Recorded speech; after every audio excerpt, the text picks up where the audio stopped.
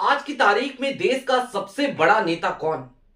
ये वो सवाल है जिसको लेकर अगर मैं ये कहूं कि देश का सबसे बड़ा सर्वे सामने आ गया है और उस सर्वे ने आज की तारीख में प्रधानमंत्री नरेंद्र मोदी की, गृह मंत्री अमित शाह की यानी कि भारतीय जनता पार्टी के चाणक्य की और इनके साथ साथ उन तमाम इंडिया गठबंधन के नेताओं की भी जो लगातार राहुल गांधी को, कांग्रेस को चुनौती देते हैं, उन सबकी रातों की नींद उड़ा दी है। तो आप क्या कहिएगा?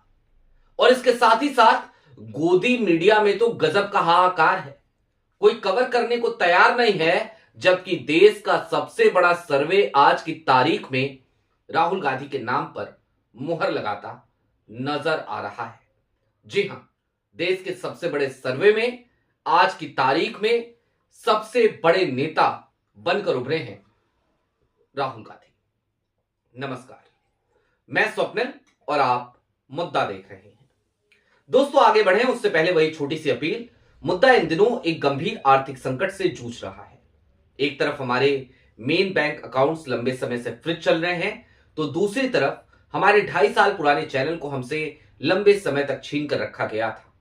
ऐसे में डे टू डे ऑपरेशंस में मुद्दा को काफी मुश्किलों का सामना करना पड़ता है। लिहाजा आपसे गुजारिश है, यदि आप चाहें तो स्क्रीन पर दिख रहे क्यूआर कोड या फिर के नीचे दिख रहे यूपीआई नंबर के जरिए मुद्दा की छोटी छोटी मदद जरूर कीजिएगा। अब दोस्तों, बात सिर्फ यह नहीं है कि राहुल गांधी आज की तारीख में देश के सबसे बड़े नेता बनकर उभरे हैं, बल्कि बात तो यह भी है कि राहुल गांधी जिन मुद्दों को आज की तारीख में उठा रहे हैं, उनमें एक प्रबल मुद्दा है, बड़ा मुद्दा है, वोट चोरी का। वो मुद्दा भी आज की तारीख में देश का एक बड़ा मुद्दा बनकर उभर आया है और ये सारे आंकड़े देश के उस सर्वे से रिलेटेड हैं जिस सर्वे को आज भी इस देश का जो मेन स्ट्रीम मीडिया है ना, वो कहता है सबसे बड़ा सर्वे। कौन सा सर्वे है वो? उस सर्वे का नाम है MOTN, mood of the nation. हर 6 महीने के अंतराल पे ये सर्वे होता है। अब मैं आपको कुछ आंकड़े आपकी स्क्रीन पर बारी बारी से जरा दिखाना चाहता हूं। मसलन मैंने आपसे कहा था सबसे बड़ा मुद्दा क्या? राहुल गांधी का वोट चोरी कैंपेन जनता पर कितना प्रभाव डाल पाया? बहुत अधिक 40%, थोड़ा बहुत 13% और कोई असर नहीं 27%। 40% का आंकड़ा इस देश का वो ये कहता है कि वोट चोरी इस देश में एक बड़ा मुद्दा है। इसके अलावा स्क्रीन बदलिए, आपकी स्क्रीन पर एक दूसरी स्क्रीन। अब कांग्रेस को चलाने के लिए कौन सा नेता सबसे बेहतर है? और इसमें नाम शामिल किए गए राहुल गांधी 36%, प्रियंका गांधी वाड्रा 9%, सचिन पायलट 7%, शशि थरूर 4% और मल्लिकार्जुन खड़गे यानी कि वर्तमान कांग्रेस अध्यक्ष वो सिर्फ और सिर्फ 2%। अब इसमें सबसे मजे की बात यह है कि राहुल गांधी के 36% के इर्द गिर्द कोई भी नेता हालांकि खड़ा होता हुआ नजर नहीं आ रहा है। हालांकि अभी आपको और भी आंकड़े दिखाएंगे, लेकिन उससे पहले एक और, बतौर नेता विपक्ष राहुल गांधी का प्रदर्शन कैसा है? और मूड ऑफ द नेशन ने भी इस बार खेल कर दिया। आपके स्क्रीन पर वो आंकड़ा है। बेहतरीन 24%, अच्छा 20%, औसत 18%, खराब 17%, बहुत खराब 14%। देख रहे हैं कितने सारे ऑप्शन दे दिए। बेहतरीन, अच्छा, औसत, खराब, बहुत खराब। भाई 3 ही ऑप्शन दे देते, बेहतरीन, अच्छा और खराब। इतने सारे ऑप्शन देने की क्या जरूरत थी? लेकिन इसको भी अगर मिला जुला के देखें तो 24% और 20% यानी कि 44% लोग मानते हैं कि बतौर नेता प्रतिपक्ष राहुल गांधी बेहतरीन काम कर रहे हैं। एक और आंकड़ा आपकी स्क्रीन पर, इंडिया गठबंधन का नेता कौन होना चाहिए? और ये वो आंकड़ा है जो सबका सरदर्द बढ़ाता हुआ नजर आएगा। राहुल गांधी 29% लोग मानते हैं कि इंडिया गठबंधन का अगर कोई नेता होना चाहिए तो वो राहुल गांधी। ममता बनर्जी 7%, अरविंद केजरीवाल 6%, अखिलेश यादव 6%। ये आंकड़े आपने देखे। अब इंडिया गठबंधन के नेतृत्व की बात हो, कांग्रेस के नेतृत्व की बात हो, बतौर नेता प्रतिपक्ष राहुल गांधी के रिपोर्ट कार्ड की बात हो या फिर कि उनके मुद्दे यानी कि वोट चोरी के मुद्दे की बात हो, हर जगह पर राहुल गांधी आज की तारीख में बाजी मारते हुए देश के सबसे बड़े सर्वे में निकलकर सामने आए हैं। उसके बावजूद हालात क्या हैं, जरा उनका भी विश्लेषण कर लेते हैं। आज की तारीख में राहुल गांधी एक तरफ तो मोदी सरकार से लड़ रहे हैं, भारतीय जनता पार्टी के इकोसिस्टम से लड़ रहे हैं, दूसरी तरफ अपनी पार्टी में बैठे स्लीपर सेल से लड़ रहे हैं, और तीसरी तरफ तमाम रीजनल पार्टी की महत्वाकांक्षाओं से भी लड़ रहे हैं।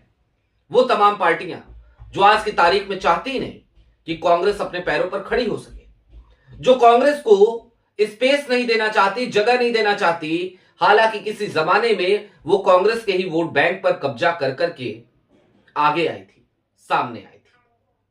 अब दोस्तों, अखिलेश यादव 6% पे हैं, अरविंद केजरीवाल 6% पे हैं, 7% पे ममता बनर्जी हैं। लेकिन जरा सोचिए, यही दिल्ली, क्या अरविंद केजरीवाल स्पेस देना चाहेंगे कांग्रेस को? जवाब है नहीं। पंजाब में कांग्रेस और आम आदमी पार्टी आमने सामने है। ममता बनर्जी का क्या रवैया कांग्रेस के साथ रहता है, राहुल गांधी के साथ रहता है, यह बात भी किसी से ढकी छिपी नहीं है।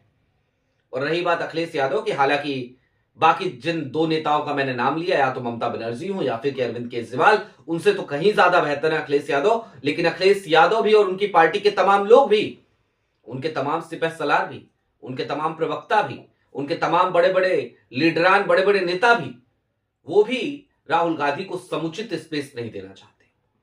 लेकिन इन सबको धता बताते हुए राहुल गांधी लगातार लोकप्रियता की सीढ़ियों पर तेजी से चढ़ते हुए नजर आ रहे हैं। अब एमओटीएन के इस सर्वे का और क्या विश्लेषण हो सकता है, जरा उस तरफ चलते हैं। मूड ऑफ द नेशन सर्वे, लोकसभा के मद्देनजर ये मूड ऑफ द नेशन सर्वे किया जाता है। हर लोकसभा सीट से एक बड़ा सैंपल साइज लिया जाता है और उस सैंपल साइज के आधार पर पूरे देश में यह सर्वे इंडिया टुडे ग्रुप की तरफ से कराया जाता है। इंडिया टुडे, टीवी टुडे, आज तक जिसका चैनल है, ललन टॉप जिसका डिजिटल प्लेटफॉर्म है, इंडिया टुडे जिसका अंग्रेजी चैनल है, मैं उसी चैनल की बात कर रहा हूं। इतना बड़ा आंकड़ा आ गया एमओटीएन का, बावजूद उसके क्या आपने किसी भी न्यूज चैनल पे और किसी भी क्या आज तक पे आपने देखा, आज तक चैनल पे क्या आपने देखा कि एमओटीएन को लेकर कोई बात की गई हो?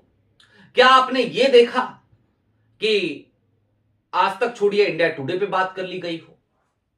जवाब है नहीं। और क्यों नहीं की जा रही है? क्योंकि लगातार हाहाकार है कि ये कैसे हो गया भाई। राहुल गांधी को तो हम लगातार डिमोलिश करने की कोशिश करते हैं, उनकी छवि को, उनकी इमेज को। राहुल गांधी को तो लगातार दबाने की कोशिश करते हैं। उसके बाद भी ये शख्स बड़ा अजीब सा शख्स है, लोगों के बीच में चला जाता है, लोगों को गले लगा लेता है, लोग इसे प्यार करने लगते हैं, ये लोगों के बीच में मोहब्बत की दुकान खोलता है, लोग इसकी मोहब्बत की दुकान से खरीदारी कर लेते हैं और तमाम नफरतियों के हाथ में कुछ नहीं आता। यही सबसे बड़ा सरदर्द है, इसीलिए गोदी मीडिया में हाहाकार है। अब दोस्तों, इस एमओटीएन का सर्वे जो है वो कांग्रेस के लिए भी कुछ संकेत लेकर के आता है, कुछ समझाने की कोशिश करता है कांग्रेस को, जरा वो भी समझिए। इसी साल में कई जगहों पे चुनाव है, मसलन केरल में, तमिलनाडु में, असम में और पश्चिम बंगाल में। इन चुनावों में कांग्रेस को अपने पैरों पर खड़ा होने की कोशिश करनी चाहिए, पुरजोर कोशिश करनी चाहिए। मसलन 2 राज्य तो ऐसे जरूर हैं जहां पर केरल को अपने दम पर ही सरकार बनाने की कोशिश करनी पड़ेगी, क्योंकि बाकी वहां पर जो भी गठबंधन के कांग्रेस के साथी हैं वो इतने बड़े दल नहीं हैं। और वो 2 राज्य कौन से हैं? एक है असम और दूसरा है केरल। इन दोनों राज्यों में निश्चित तौर पर कांग्रेस आज की तारीख में मजबूत दिखाई दे रही है। केरल में तो सरकार बनने की पूरी संभावनाएं इस वक्त पे नजर आ रही हैं। इसी एमओटीएन का सर्वे जिसका जिक्र हम किसी और वीडियो में करेंगे, वो केरल में कांग्रेस की प्रचंड बहुमत की सरकार आने का दावा भी करता हुआ नजर आ रहा है।